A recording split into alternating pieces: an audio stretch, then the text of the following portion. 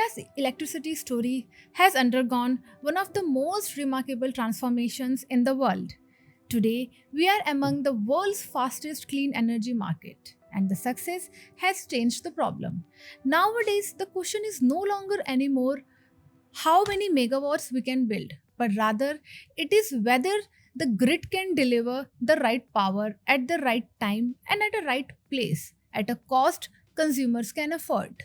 Few people understand India's power market as deeply as former IAS Sri RP Singh does, having served as an electrical engineer, senior civil service servant, former chairperson of UPERC, and he's currently serving as State Election Commissioner of UP. I am Shashi Bala, co-host of Energizing India podcast. Today we have with us former IAS Sri RP Singh sir. Welcome to the program. Thank you.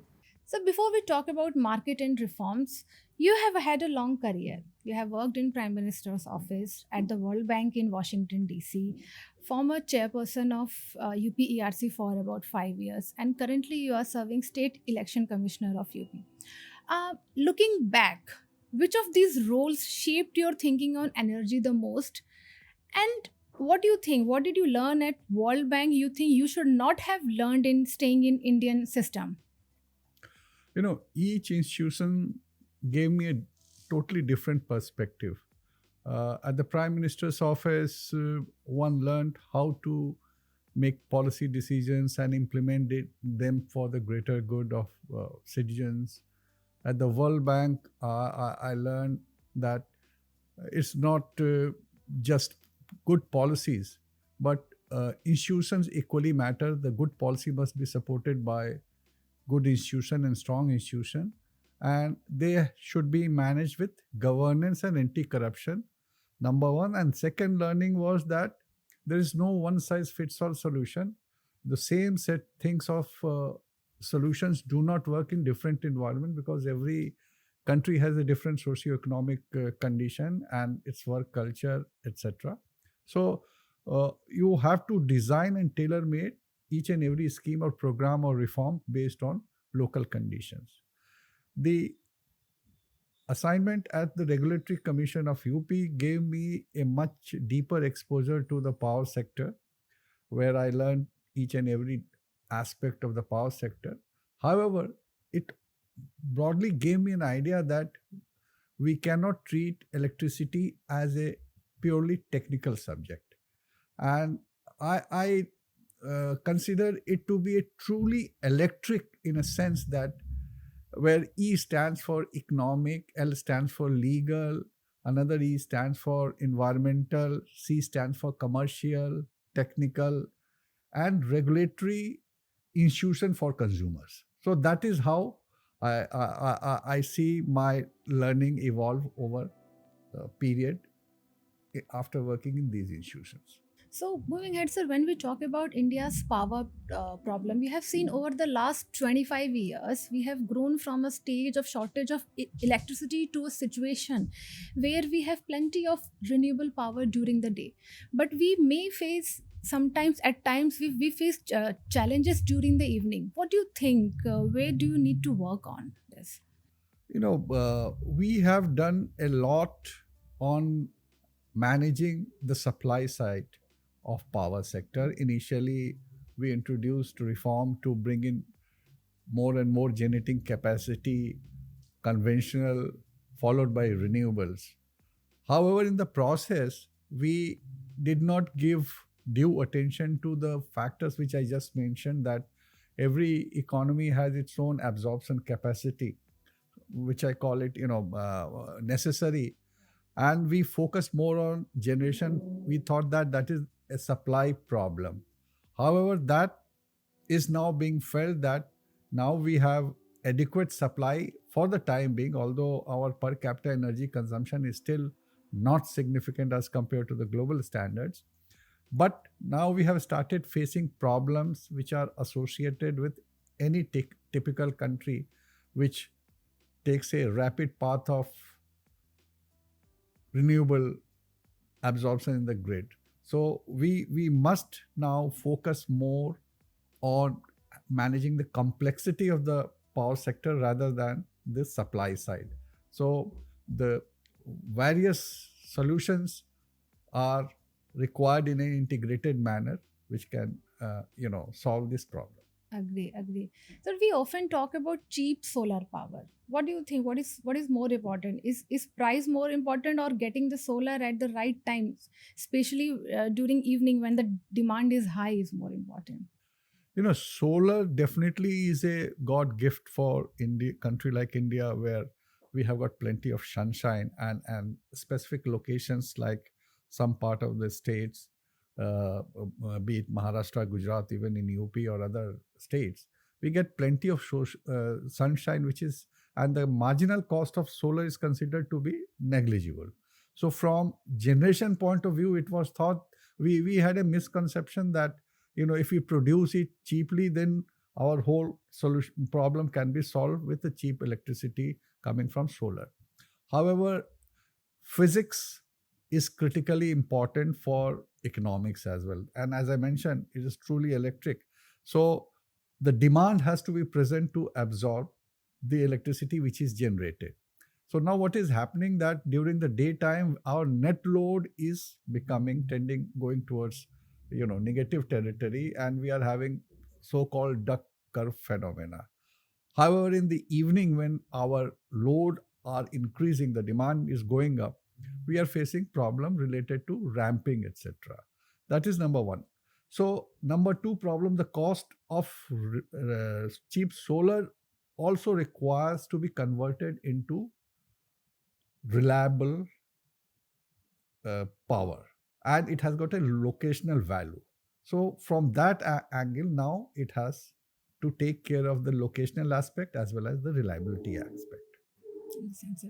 You've seen, sir, India has made a progress over the last decade in renewable energy. What do you think in just few lines? The reason for the huge success for the country?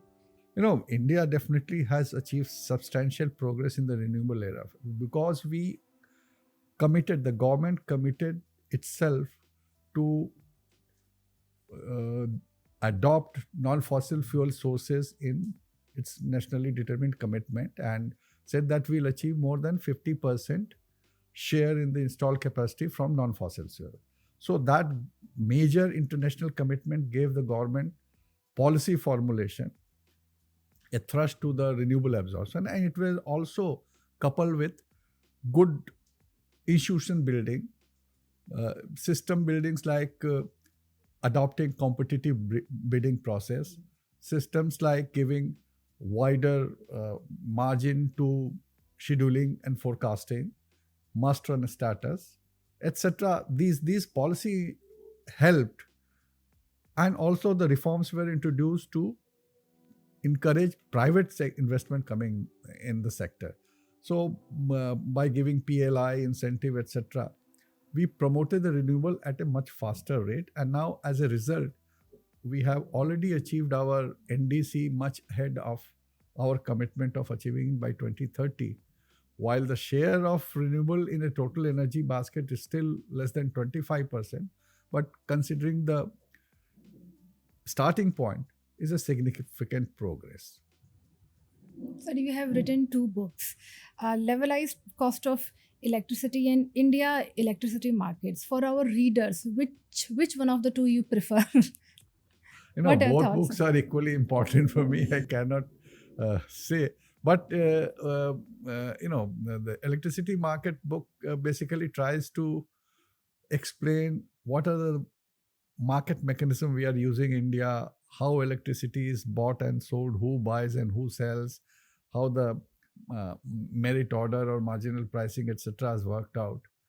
And beyond levelized cost of electricity is another book which tries to reveal that the metrics which we are using may not be a future proof ready. Both book combined together give the same signal that our market prices are not honest signal, because there are aberrations because of various factors in renewables like ISTS waiver or must run status. They slightly create distortion. So While preference has to be given, but that is not a honest signal. So that's why there was initially rush in the renewable, but now we have started facing certain obstacle by way of transmission constraints or curtailments or shortage of storage, etc. Understand, sir. So when we are talking about the grid side, you know, by 2030, India will be having more renewable energy, will be having more battery storage, EVs, green hydrogen, and data centers. So as the demand grows, what do you think? What would be the India's biggest challenge maintaining the peak demand? First of all, what system we have been following in the past is a tool based on old or legacy system. We had inflexible generation and demand. Now generation has become flexible, and demand is also becoming inflexible, becoming flexible like EVs, etc., etc. So we cannot address the current problem with old tools. We need to change our tools and mechanism. In that respect, whenever we design the power system, first of all, I think that we should adopt what we call is integrated resource planning, whereby the generation, the transmission, the distribution, or the distribution side management like DR, etc., they all are considered simultaneously to know how much we can generate and how much we can absorb. Because so far, supply driven approach has created this anomaly of curtailment. Last quarter, we read in the newspaper the curtailment figures are going up. So that is what I call is integrated system approach is needed. And that can come only if we have multiple actions like strengthening our grid, because there is a asymmetry between renewable energy project completion and transmission completion. Renewable energy can be completed in 18 to 24 months, but transmission system takes more than 3 to 5 years. So there will be always mismatch. Either there will be, if we start with transmission early, then there may or may not the renewable come up, or vice versa. And that will add to the cost. So the least cost solution can only come from the integrated resource planning concept. Transmission has to be added. Then critically important becomes is the transmission strengthening, storage, managing ancillaries, ramping, balancing, all subsequent activities are required. And that can happen only if we have the distribution reform. Because the distribution is the fulcrum of our whole power sector. While we may have a market-based mechanism, there is an absence of market even, because value of electricity is not being recognized as a signal currently. Partially it is in the wholesale market, but not in the retail market. So that thinking needs to be percolated in the system through reforms. Sir, you have been the chairperson of UP ERC for about 5 years, and demand of UP is increasing every year. Do you think UP has been the best example for the other states in the coming years? The kind of challenge UP is facing. Uh, mm, Not exactly, because you have to. I have been saying at all platforms, we have to see each and everything in its own perspective. Every state had got its own socioeconomic condition, its own per capita income, its own load profile. UP load is totally different than the national average or developed states. It has got more of domestic load, whereas other states like Karnataka, Maharashtra, Tamil Nadu, they have got more of industrial load. So their peak occurs sometime during the day. UP, because of its higher population, UP has got highest population in the country. So as its per capita income is rising, its propensity to spend more on fan and cooling, etc., is going up. So that is adding to its night peak when the renewables are not there. So that is how it is slightly different from the national average. But definitely, yes, the challenges of states like UP have to be addressed when we are designing the whole power system for the country for the future and working towards the Viksit Bharat. So we have seen that India is rapidly procuring battery energy storage system. We have seen, but we are focusing too much on the buying battery capacity at the lowest price. Right? We don't think of deciding what role does this battery should actually play in the grid. So what do you think? Is this the right way? No, unfortunately, this is, I have been also saying in my write ups and blogs also, that battery should be seen as a service, because battery has got many roles, many functions.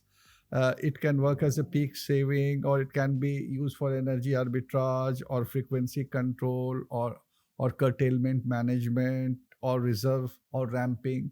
There are n number of uses, and they all have a separate characteristic.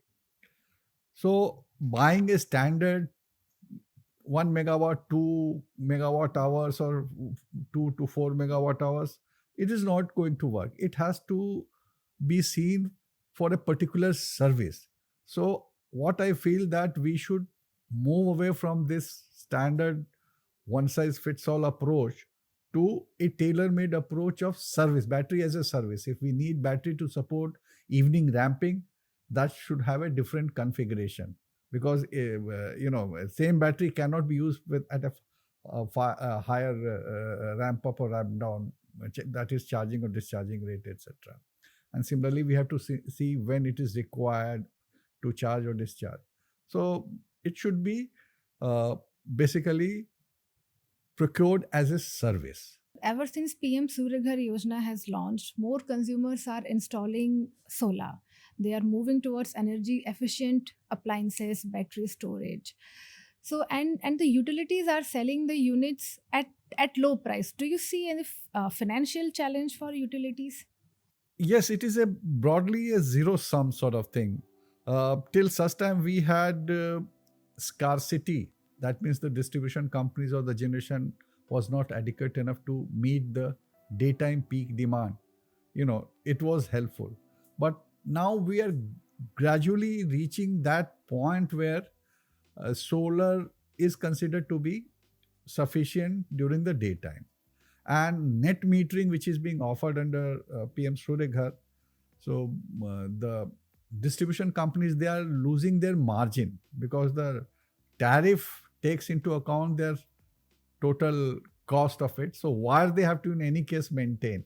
The network is maintained, but the value of that network cost goes to the consumer. So distribution companies, in fact, are making some loss there, which needs to be considered while designing the system. Agree, sir. So when we are talking about the financial loss, I do remember during your tenure, the first peer-to-peer guidelines came in the market. So you think any challenge, or what is the scope of peer-to-peer guidelines, and how do you see it? No, peer-to-peer has got tremendous potential. Basically, we have got 2-3 models for promoting rooftop. Net metering is one of them for certain type of consumers only, but others like net billing, etc., where the compensation is not linked to the tariff which is being paid by the consumer. It is feed-in tariff that is not significant, and the investor, he sees that my payback period may be a bit higher. Whereas the other consumers who are cross subsidizing, they say that we are paying more than the average cost of supply. So within the distribution company, there is tremendous potential to promote peer-to-peer energy transfer or electricity transactions. That is going to provide. We had worked out a system where there were all three were winner. The prosumer was a winner. He was getting more than the feed-in tariff. The consumer were also a winner because they were paying less than what they are paying to the distribution company. And the distribution company was getting its network charges. So that aspect will be taken care of. Win-win situation. Plus, distribution company will not have to install additional network equipments if the demand is not met. So this is, I think, should be promoted. However, I also feel that we should first implement this in a localized manner in a distribution company domain only, because going in for a inter district or interstate has got different sort of complexity and designing issues plus legal issues, etc. So, when we talk about solar and wind tariffs, you have seen their tariffs have fallen over the years. But once we add the transmission charges, billing charges, reliable supply. So, what do you think, is clean electricity still cheaper? This is a very debatable issue. What is happening, we have to see it from the system's perspective. uh, and if generation, the wind or solar, is being consumed on site, then definitely it is the cheapest, because you are not spending anything on the system. But if you are using the whole power sector system, then as you mentioned, there are a number of costs which are associated with that, because it is renewables are primarily intermittent in nature. They are not dispatchable.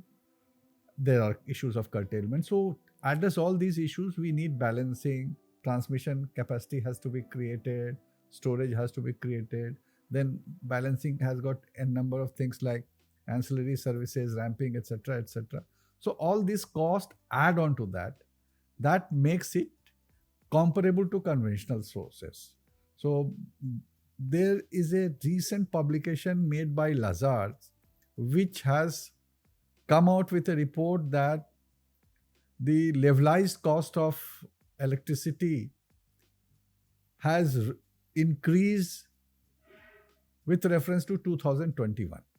And in India also, we are seeing the lowest cost of solar, which has gone around 2 rupees, is now hovering around 280 or 3 rupees something. So gradually, the cost of generation of solar is going to cost of generation is going to go up. Second thing is that those locations which had high irradiance, they have been positioned with slightly less efficient panels. So the modern panels are more efficient, but the places where irradiance is high is already preoccupied. So this problem is going to make sure that our cost is not going to come down, is going to go up. And as the share of renewable goes up, the balancing cost goes up in a non-linear fashion. It rises very sharply. So that phase we have reached, and we have to address this issue by working hard on that. We have been working in the commission. It's more than 20 years, Electricity Act 2003. Do you think India has achieved the reforms what it aimed for, or there is still a long way to go for our consumers? When 2003 Act was notified, the challenges faced by the country were of different nature. That was basically making sure that we have got adequate energy or electricity for growth and development. So we did quite well. In fact, by 2015-16, we had adequate supply, capacity, generation capacity installed. However, if we look back and see where we do stand globally and what are our ambition, I think our per capita energy, as I have been saying, is hardly 1400 units, whereas the global average is 3500. We are aiming to become a Viksit Bharat in 2047, that is roughly 20 years ahead. And a developed nation per capita energy consumption is around 10,000 units, roughly 7 to 8, even if you take. So that means we have to increase our energy consumption 5 times in 20 years. And in last 20 years, we have historically grown at an average of 4 to 5%, but asking rate is in more than double digits. So that is number one. Number two, we are adding renewables as our energy transition ambition. So renewables capacity utilization factor is lower than the conventional. So that means lot of capacity has to be added. But there are associated resources which are also required. For example, land required is many fold more than what is required for the conventional. So I think that, and third thing is the financing. Most critical thing is the financing. That financing has to come from discom reforms only. So that reform, unfortunately, is not present in the Electricity Act. And in my opinion, this act should be reworked and designed and notified to accommodate the current realities and to accommodate the future challenges. Okay, sir. So, are you saying our India's next reform should be separate the electricity network from electricity supplier, so that giving more choices to users? Yes, that is necessary. You see any network business, you see telecom. The spectrum is owned by the government, and the carriers are sent by various service provider like Jio, Airtel, etc. Similarly, you see television, Tata Sky or Z or whatever, gas pipeline is owned by someone else, gas is supplied by someone else. So network business globally is separated between carrier and content. Now the issue is carrier is a natural monopoly, so that has to be separately regulated. But the content is the one where we can bring in competition. So that is what I have been saying, and that competition will ensure that the current challenges of procuring power at higher cost, or billing and collection efficiencies, or other governance deficit which are with our distribution companies, they are taken care of, and the consumer are basically getting a better choice for the service. Because in telecom, if I'm not happy with X, I move on to Y. So that sort of portability facility will come. So, India is working on a lot of renewable energy projects. You think transmission capacity has become the major bottleneck in this? Partly yes, but it is not only the transmission capacity. As I have been saying, we are not following any resource adequacy framework. There is no concern related to where the demand is going to come up and where the generation is going to come up. There has been certain policy aberrations, like for example, ISTS waiver. While initially it was good that we wanted to promote, installation of new solar power generating stations, etc. So we said wherever you, and those days the cost were very high, 12 rupees, 10 rupees, etc. So we came up with this idea of ISTS waiver. That means no transmission charges will be levied. So as a result, most of the renewable capacity are concentrated on certain geolocations. Like most solar you'll find Rajasthan, Gujarat, etc. Wind is Karnataka, Tamil Nadu. So that has created excess burden on the transmission system. So we must address that definitely. But associated issue is related to storage, is one which has to be addressed in a very, very serious manner, because that is where we are lagging behind. The quantum of storage capacity which is required, because if we are going in for more renewable, when the sun is not there, we need it to be supplemented. So if we set up the conventional plant, then our standard capacity charges will go up.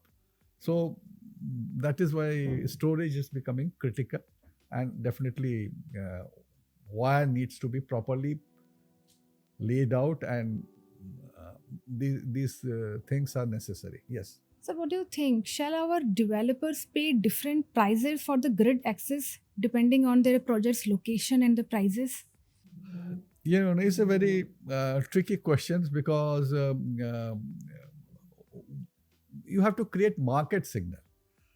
Currently, what is happening, the wholesale price is more than 85% is the power purchase agreement base. So there the injection point is taken as the reference. If you go in for the exchange, there also the same thing is where you are injecting the power, that is taken as a reference. But the consumer pays what he gets. So the difference somehow is passed on as a extra cost to the uh, distribution company, and there is a distortion in competition.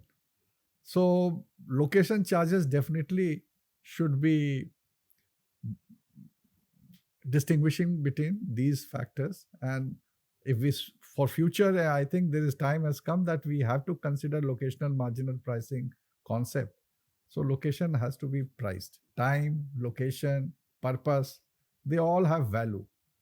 So land, if you buy in rural areas, it has got less value. Land you are buying on a main road in urban area has got high value. Land you are buying for commercial purposes has different value. So time, location, and purpose, these are the critical elements of valuation of, and power sector must also gradually, not suddenly, gradually, because suddenly will disrupt the whole system. So, one last question to you. We do talk a lot about Make in India initiatives. What do you think? We consider we should not import from China, Germany, or let's say any other country. They should be completely Make in India from importing to assembly. You think India is in a place to achieve that? There are certain things which we must indigenize, so that it is necessary for the strategic purposes. But there are certain things which are not domestically available. So for that, we cannot. Like for example, critical minerals we have to in any case import. But in manufacturing, what is known as CKD and SKD, completely knocked down or semi knocked down. So we have to start something similar to that. Like for example, what we have done in the solar panels also. We started with panels, then downwards we have gone down to the modules, etc., etc. So that is necessary, but then competition drives the prices down. So is a trade-off between strategic interest versus consumers' interest. So that balance must be seen, and that balance is normally done through the state policies like taxation or subsidy. So government gives subsidies to promote that, so that the tax difference or the price difference is taken care of. So it should go gradually and hand in hand. Hand in hand. So this was all about a wonderful conversation with Shri R.P. Singh. Thank you very much, sir. It was honored to have you on our program. Thank you. Thank you.